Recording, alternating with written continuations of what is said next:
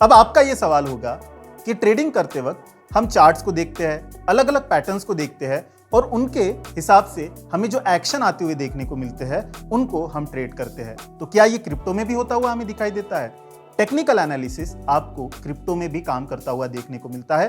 यहां पर भी जिस तरह से स्टॉक मार्केट में अलग अलग पैटर्न्स हमें देखने को मिलते हैं, उसी तरह के पैटर्न्स बनते हुए देखने को मिलते हैं और उन पैटर्न्स के थ्रू आप अपना ट्रेड ले सकते हो।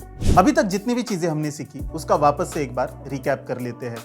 स्टॉक मार्केट की किस टर्म को क्रिप्टो में क्या कहा जाता है? जो स्टॉक में इक्विटी हो जाता है वही क्रिप्टो में कॉइन या टोकन बन जाता है। इक्विटी में लॉट साइज को हम क्रिप्टो में मिनिमम ट्रेडिंग अमाउंट कहते हैं। इक्विटी में जो स्टॉप लॉस होता है, क्रिप्टो में भी उसे स्टॉप लॉस ही कहा जाता है, जिसमें हम रोते ही है। क्रिप्टो मार्केट में भी यहाँ पर फ्यूचर कॉन्ट्रैक्ट ही कहा जाता है। स्टॉक मार्केट में हम लेवरेज वर्ड यूज करते हैं, उसी तरह से क्रिप्टो मार्केट में भी हम लेवरेज वर्ड ही यूज करते हैं। स्टॉक मार्केट में मार्जिन होता है, क्रिप्टो में भी हम उसे मार्जिन ही कहते हैं। इक्विटी ट्रेडिंग में जिस तरह से ऑप्शन होते हैं, क्रिप्टो मार्केट में भी ऑप्शंस ही होते हैं। इक्विटी में जिस तरह से सर्किट ब्रेकर होता है, यानी कि अपर सर्किट या लोअर सर्किट, इस तरह के वर्ड हमें सुनने को मिलते हैं, जहां पे कोई भी स्टॉक एक हद से ज्यादा ऊपर जाने के बाद हमें सर्किट लगता हुआ देखने को मिलता है। उस तरह का कुछ भी हमें क्रिप्टो मार्केट में देखने को नहीं मिलता है। स्टॉक मार्केट में डिविडेंड होता है, वही क्रिप्टो मार्केट में स्टेकिंग रिवॉर्ड्स होते हैं। स्टॉक मार्केट में डिलीवरी बेस्ड ट्रेडिंग होती है, वही क्रिप्टो मार्केट में उसी को हम स्पॉट ट्रेडिंग कहते हैं। इक्विटी ट्रेडिंग में जिस तरह से हम ओपन इंटरेस्ट को स्टडी करते हैं, उसी तरह से